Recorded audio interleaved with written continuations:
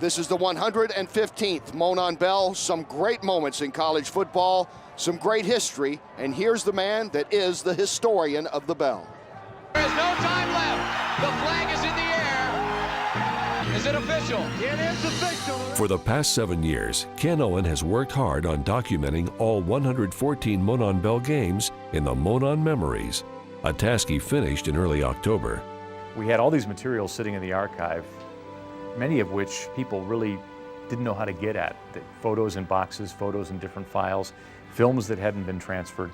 And I started thinking, wouldn't it be great if we could kind of bring this history back to life and put it in a form where people could sit down and remember.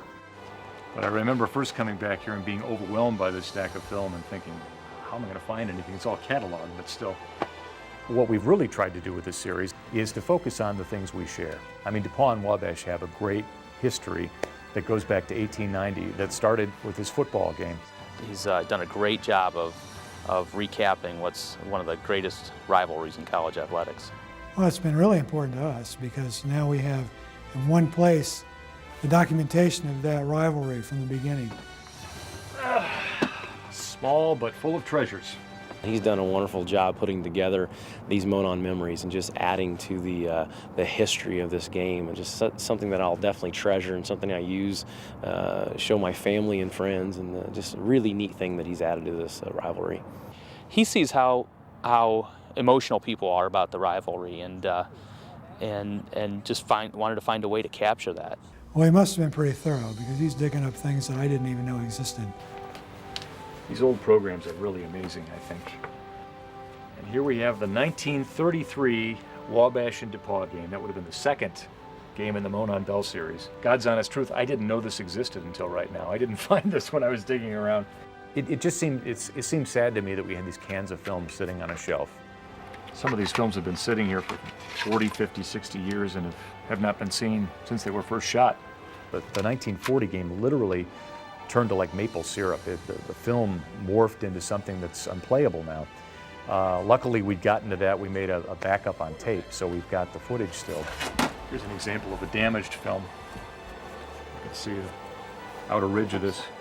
That was the troubling thing. As you started to go through things, you saw that things were very delicate. And I'm glad that we have it done, because I'm not sure if 10 years from now, 15 years from now, we'd be able to do it in the same way. And it was tricky because the earliest game picture we have of DePauw and Wabash is 1906. The result, though, I think, is that some years we've got a story about football, but other years we're telling a story about the Depression or World War II.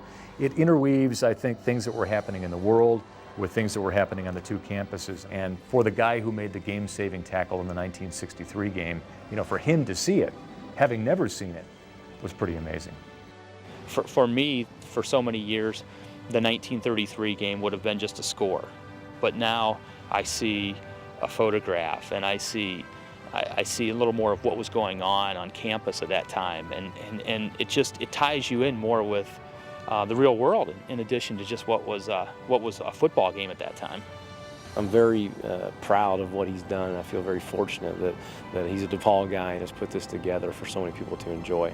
The greatest thing is when somebody comes up to me on the street, somebody who played in the game, somebody who has a kid who's played in the game, and they say, God, I really love those Monon memories. I hope that people, as they watch these, are remembering the times that they were at DePauw or Wabash, sitting in the stands, cheering on their team, and it connects them to the game as it's played today. As much as football has changed, it's the same game, and it's the same rivalry, which is what makes it so rich. It's good, it's good, it's good, and that ends the game. An amazing job done by Ken.